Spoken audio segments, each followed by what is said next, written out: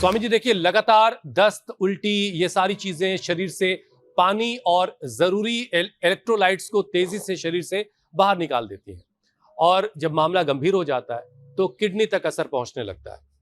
पेशाब का कम हो जाना, बहुत ज्यादा कमजोरी या चक्कर जैसे संकेत दिखाई दें, तो कब ये माना जाए कि ये खतरे की घंटी है, सिचुएशन अलार्मिंग हो चुकी है और किडनी को ठीक रखने के लिए स्वामी जी योग के साथ साथ देखो, सामान्य पानी रूप से और तो ओआरएस यूटीआई का सही होता तरीका है, क्या है? पेशाब कम आता है, पीला आता है, रुक रुक करके आता है, फिर हाँ, देखो, लगभग शुद्धता तो जरूरी है। जैसे आपने कहा, बाढ़ और जैसी परिस्थितियां जब कई बार बन जाती है तो एक एक बूंद पानी के लिए, एक एक ग्रास के लिए, रोटी के एक एक टुकड़े के लिए तो आदमी तरसता रहता है। छोटी सी एक जो है किरण के लिए, एक आपने कहा कि एक माचिस तिल्ली की के लिए भी तरसता रहता है। तो ये सब होता है, एकदम ठीक कहा आपने। हाँ, तो अब क्या करना है आपको? अपने अब पानी की तो शुद्धता से कोई कॉम्प्रोमाइज नहीं करना।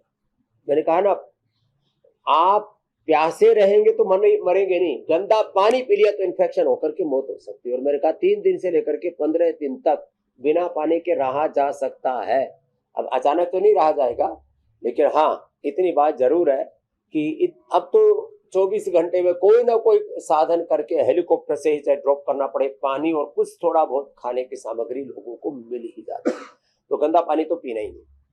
फिर जब बहुत पानी कम मिले तो एक एक घूंट करके पिए। कि मानो कि आपको लग रहा है कि दिन भर में हमको तो आधा 1 लीटर पानी पर ही गुजारा करना है, तो आधा आधा घूंट करके थोड़ा थोड़ा चिल्लू भर पानी, मामूली मामूली, एक बार में 10-20 ml पानी लिया, उसी को मुंह में थोड़ा घुमा लिया और उसी को पी लिया।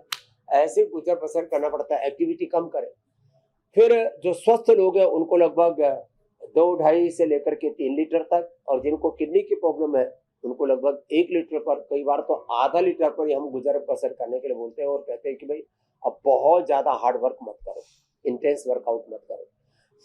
फिर जौ का आटे की रोटी और जौ का दलिया, गोखरू का प्रयोग, ट्राइघन कोरिघन, गोखरू और गोखरू धनिया, जो कुलथ और पत्थर चटा, ऐसी कुछ चीजें, इनका काढ़ा उबाल करके हम देते हैं।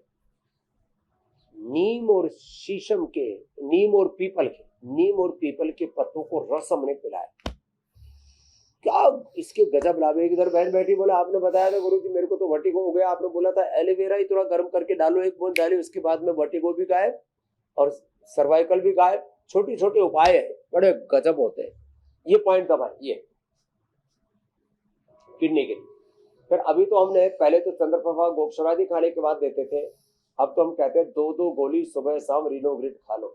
कितना भयंकर किडनी में इंफेक्शन हो, किडनी में सूजन आ गई हो, किडनी के अंदर क्रिएटिनिन बढ़ गया हो, प्रोटीन लीकेज हो, इन्फ्लेमेशन हो किसी भी तरह का, तो बाकी तो इन्फ्लेमेशन के लिए पुनर्नवा अच्छा काम करता है। चाहे लीवर में, चाहे किडनी में, कहीं पर भी पूरे शरीर में इन्फ्लेमेशन, सूजन हो, पुनर्नवा बेस्ट है। इसलिए नाम ही पुनर्नवा नया कर देने वाला, जीवन देने वाला है। तो किडनी के लिए ये उपाय करेंगे जी, हाथों में, पैरों में, तो पूरी किडनी ठीक रहेगी। जी मेरी बहन, एक परेशानी स्वामी जी जो बहुत तेजी से मौसम की वजह से हो रही है, वो है H1N1 की परेशानी, स्वाइन फ्लू के बढ़ते हुए केसेस। एक तरफ इसका खतरा बढ़ता चला जा रहा है और ये मामला इसलिए गंभीर हो रहा है क्योंकि राहत शिविर हो, अस्पताल हो, भीड़ वाली जगह हो, वहां पर संक्रमण बहुत तेजी से फैल सकता है। H1N1 में तेज बुखार आना, खांसी होना और फिर पूरे शरीर में दर्द होना और खासतौर पर जोड़ों में दर्द होना, स्वामी जी कमजोरी से ही इसकी शुरुआत होती है। तो शरीर के ऐसे कौन कौन से संकेत हैं ये बताते हैं कि वायरस अब फेफड़ों पर असर डाल रहा है और मरीज को तुरंत अस्पताल या आइसोलेशन में जाने की जरूरत है। एक छोटी सी बात स्वामी जी मैं इसमें और ऐड कर देती हूँ, निमोनिया के भी केसेस बढ़ रहे हैं, तो इस पर भी हम बात करें जी। हाँ, तो देखो, बहुत वहाँ के ठाड़े तगड़े मंत्री हैं, बड़े सक्रिय रहते हैं किरोड़ी लाल जी, उन्हीं को हो गया, क्योंकि बहुत लोगों से मिलते हैं, तो लोगों के मिलने जुलने से उनको भी संक्रमण लग गया, ये इन्फेक्शन है।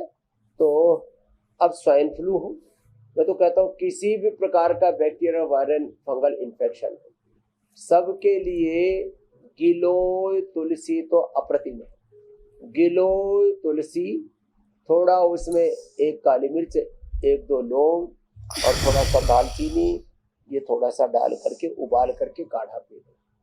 सबके लिए बता रहा हूँ, किसी भी कारण से, चाहे स्वाइन फ्लू है, पहले डेंगू के समय में हमने बहुत बताया, स्वाइन फ्लू है, डेंगू है, फिर चिकनगुनिया में और फिर मलेरिया में, कोई भी बुखार में शरीर तो टूटता ही है।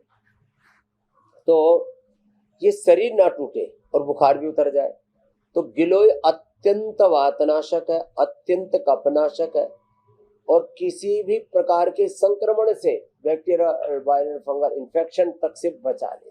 तो गिलोय का सेवन अप्रतिम है, तो सब गिलोय पिए।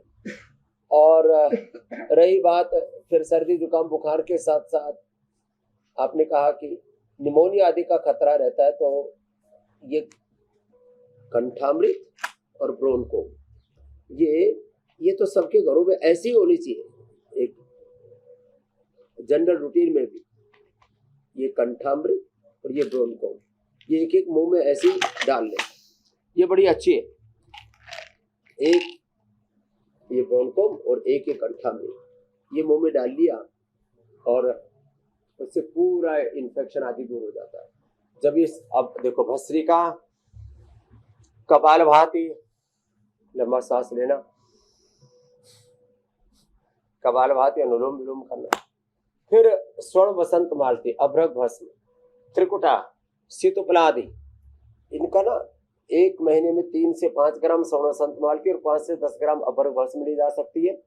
और एक एक दिन में 1-1 ग्राम सुबह दोपहर शाम, एक डोज में 1 ग्राम तक त्रिकुटा या शीतोपलादि या सहसारी पाउडर लिया जा सकता है। उसको ले लिया, साथ में स्वर्ण संत मालती, अभ्रक भस्म, मोती पिष्ट आदि मिला दिया ना, तो उससे ये निमोनिया का खतरा पूरा टल जाता है। नहीं तो निमोनिया, डबल निमोनिया होकर के, इन्फेक्शन होकर के आदमी की मौत तक हो जाती है। तो हम साधारण कफ, कोल्ड, सर्दी जुकाम बुखार इन्फेक्शन आदि से बचाने से लेकर के लोगों को मौत से बचाते हैं। कितने लोगों को हमने रेस्पिरेटरी ट्रैक से होने वाली मौतों से, दम घुटा, श्वास घुटा, इन्फेक्शन हुआ फेफड़ों में इतने ज्यादा कि पूरे फेफड़े ही, पूरा रेस्पिरेटरी ट्रैक ही जाम हो गया, 2400 किलोमीटर लंबा मर गया। कितने लोगों को हमने रेस्पिरेटरी ट्रैक के माने ब्रोंकल प्रॉब्लम से, श्वास दमा की बीमारियों से, दम घुटने से जो मरने से बचाए। कितने लोगों को लिवर किडनी फेलियर होने से जो मौतें होती हैं उनसे बचाया। कितने लोगों को हार्ट अटैक, ब्रेन स्ट्रोक आदि से, कैंसर जैसे रोगों से बचाया। कैंसर में भी बस व्हीट ग्रास, तुलसी, एलोवेरा, गिलोय, और फिर जहाँ का कैंसर है, लिवर का कैंसर है, पाचन का कैंसर है तो भूमि अमला, पुनर्नवा, मुकोय आदि, माता बहनों का यूट्रियन कैंसर आदि है तो दशमूल आदि, मस्तिष्क का कैंसर है तो मेधा क्वाथ आदि, ये फेफड़ों का कैंसर तो श्वास आदि। तो ये गोधन, अर्क, गिलोय, तुलसी, नीम, हल्दी आदि का जो जूस है ना, अप्रतिम चीजें, पंचामृत, ये तो अद्भुत है, जो हम बहुत बार, सैकड़ों बार बता चुके हैं।